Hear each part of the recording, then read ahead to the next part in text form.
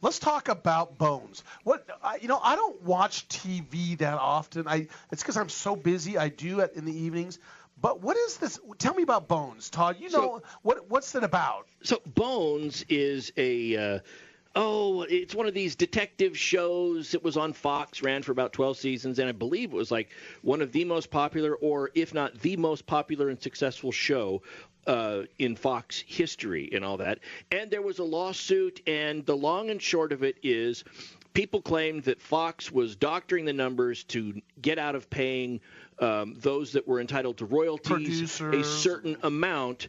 The case went to arbitration, and it ended up, the arbitrator ruled in favor of the plaintiffs to the tune of $178.7 million, and it includes punitive damages. And when we come back, we are going to talk about how that award was substantially curtailed because of the actions of the mediator, Fred. The arbitrator. Yeah, and we're going to try to stay on the rails this time. So join us back live. Stay with us, guys. We'll be back to talk about arbitration. Bottom of the hour break coming up. We'll be back after that. All advertising for legal services on Radio Talk is strictly for the state or states in which the advertiser is licensed. For more information, go to radiolawtalk.com. Jason Ross back here with Fred Penney, managing attorney from Penney & Associates Injury Lawyers. Now, Fred, what type of cases are you dealing with now, and what sets you apart? Jason, we help people with all types of personal injury cases. We're former insurance company trial lawyers. We understand the other side, which gives us a distinct advantage over our competition. Remember, we don't get paid unless we win. That's Penney & Associates. In key areas of practice. When you or a family member has been injured, It's radiolawtalk.com. Yeah, this Bones thing, it's just a little minor, thing that the lawyers argued.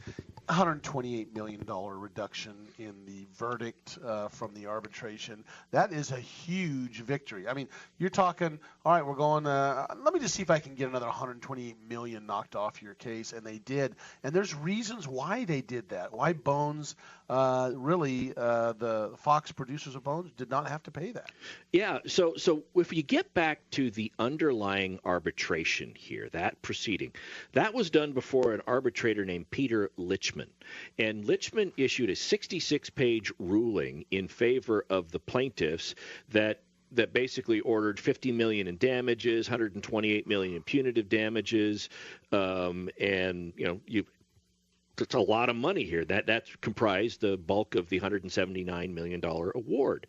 But in the opinion, one of the reasons for the punitive damages was that Lichman writes this out here, that the arbitrator is convinced that perjury was committed by the Fox witnesses to justify what they did. So it wasn't just that they did what they did to arguably defraud or to keep people from getting the money, but then they came into the arbitration forum and lied about what they did to try to cover up their wrongdoings. And that might have been the basis for the punitive damages.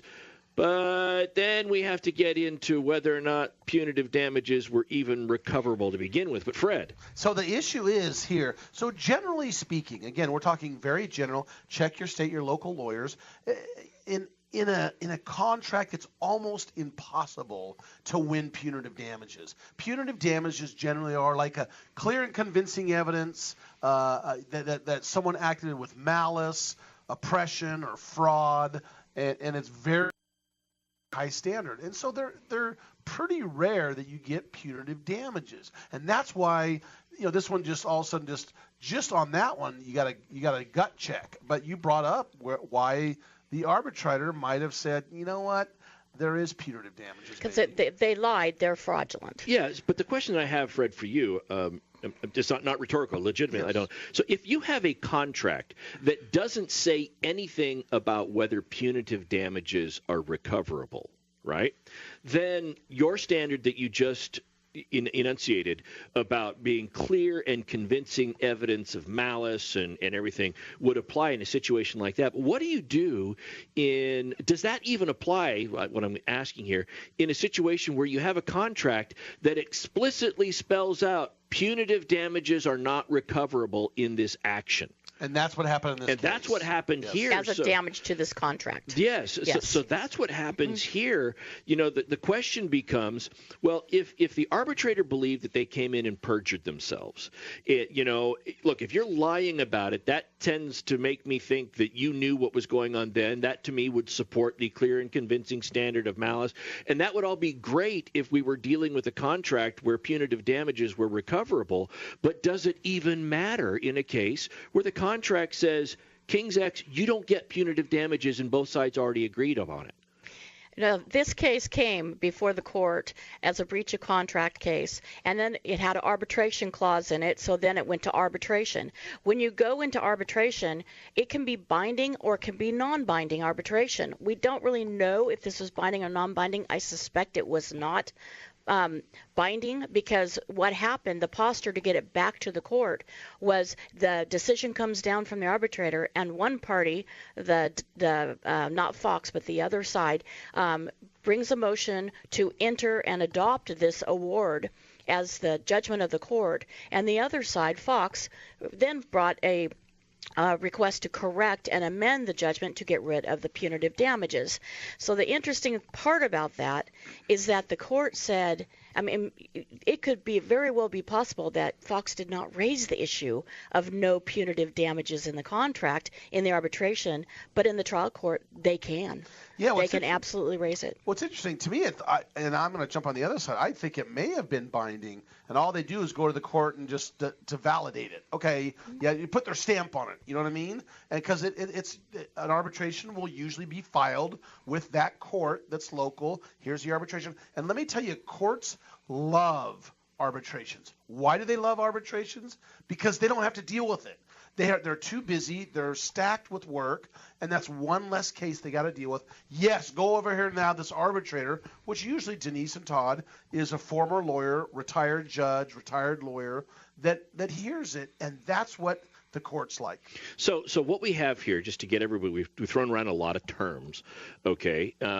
So where we are at, and the reason this case came up is you got the arbitration, you got the arbitration award. The arbitrator was Mr. Lichman, and then both sides, I know him. Both sides filed with the L.A. County Superior Court. It went before Judge Rico, and the plaintiffs, the ones that wanted the money, said, Judge Rico, we want you to confirm the award. And the defendants, Fox, said, no, we want you to modify the award to take out punitive damages because they're not recoverable. All we know at this point is that Judge Rico issued what's called a minute order. It's a small snippet that says, okay, this is what I'm going to order. We don't have his full order, but in the minute order, it said motion to confirm the award, that is, motion to give you all $179 million, is denied. Motion to correct the award is granted. Punitive damages shall be stricken from the award. The award will be corrected and confirmed as so modified. And so basically it appears that Judge Rico is saying, I have looked at your contract that you have argued.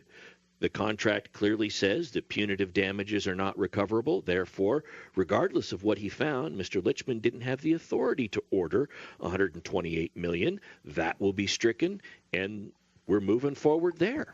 Yeah, there's two things we have to understand, those of you out there listening about these arbitrations. Generally speaking, again, we always say generally speaking, arbitrators have a lot of deference. Courts give them a lot of deference to hey, they can allow this evidence in, that evidence. They can make it so they don't even need to have foundation, what's called a foundation built. It just depends on the arbitrator. And I think that's where the arbitrator was thinking here is, okay, I'm still in charge, and I have a lot of deference what to do. But my question is, how do you miss this dead-on, obvious thing in the agreement that both parties agreed to is no punitive damages? How do you miss that? Because the arbitrator concluded that the plaintiffs in this matter had not waived their right to punitive damages. So even if there's a provision in the contract, you have to still decide whether or not that provision is valid or void against public policy or some other kind of thing. We don't know yet, but that's what the plaintiff said. this only deals with whether or not our clients waived this right. We're going to appeal it. We're going to let the Court of Appeals decide it. And then Fox in return said the court did it right.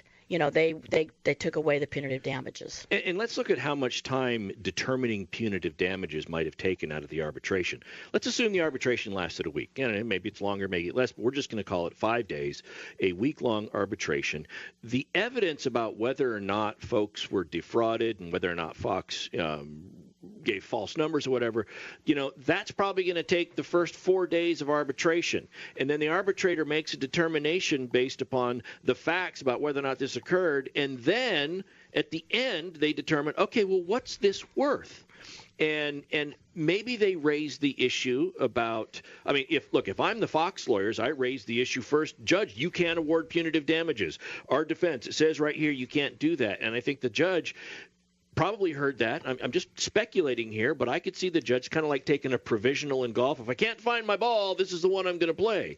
And so the same thing here would be, well, I'm going to make this determination. If it gets stricken, it gets stricken. If it doesn't, this is the basis for my award. Doesn't take a whole lot out of the arbitration process. They didn't spend days on it. Yes. But this is what we have, and my guess is on appeal, they will be making the arguments about whether or not that provision was void against public policy. Maybe we didn't have the right to contest it. Maybe it was an unconscionable clause. You guys just said take it or leave it, and we had to sign it. Who knows? All the defenses will come into play, but what we know will be at stake is whether or not ultimately on appeal from this going forward, what's at stake is whether or not Fox is going to have to pay $179 million or $59 million or whatever it is 50, after those. Yeah. Agree. Fox wins on appeal. That's just my my take on it. Generally speaking, I think that this is so blatant, obvious. It's not like these two people were farmers pushing their plow and sign this.